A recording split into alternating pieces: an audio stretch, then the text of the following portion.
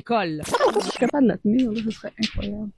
Je suis enceinte, puis je suis en train de monter de montagne. C'est la nouvelle qui fait jaser partout dans les médias. Les buttes de neige dans les cours d'école sont maintenant réglementées. Oui, oui. Vous souvenez-vous du bon temps où on pouvait jouer au roi de la montagne? Terminé. Maintenant, pour qu'une butte soit réglementaire, elle doit mesurer entre 1,8 et 3 mètres de hauteur. Elle doit avoir une pente de 25% maximum. Et on doit identifier clairement une zone d'attente et de remontée pour aller sur la montagne.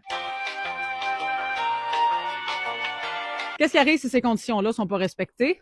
Le port du casque sera obligatoire. Est-ce que ça va vraiment être appliqué? On en parle. D'abord, ça pourrait ressembler à quoi une butte qui est réglementaire? Eh bien, ne reculant devant rien, je suis partie inspecter une butte. J'ai amené mes outils, un galon et évidemment un équerre pour mesurer l'angle de la pente. Voici la butte en question.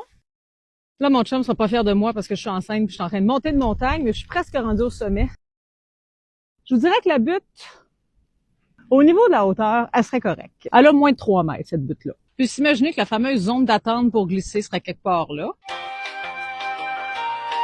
Est-ce que la pente est sécuritaire? Évidemment, ce n'est pas un calcul scientifique, c'est un outil sur un site web, mais quand même, selon cette estimation, la pente serait plus à pic que 25% et donc non réglementaire. Et on précise qu'en plus, il y a quelqu'un dans l'école qui aura la responsabilité d'inspecter la butte à tous les jours. Il faut aussi mettre en place un calendrier d'utilisation qui prévoit une rotation selon les niveaux et l'âge des élèves. Aujourd'hui, c'est les 5e années qui peuvent glisser. Quel âge as-tu, toi, Mathis? Ah, malheureusement, toi, ta journée pour glisser, c'est demain à la première récréation. Ça vient d'où, ces consignes-là? Ça vient des assureurs scolaires. Officiellement, ce sont des recommandations. On s'entend, une recommandation qui provient d'un assureur, ça ressemble pas mal plus à une consigne. Si vous parlez à des profs, ils vont probablement vous dire, vous savez, ce type de règlement-là émerge aussi de certains parents qui ne tolèrent plus aucune forme de risque pour leur enfant. J'en suis un parent. J'aimerais tellement ça protéger mes enfants de tout risque, de toute forme de souffrance éventuelle, de tout potentiel d'échec aussi. Mais je pense pas que c'est comme ça qu'on prépare vraiment nos enfants aux défis de la vie. Toi, t'en penses quoi?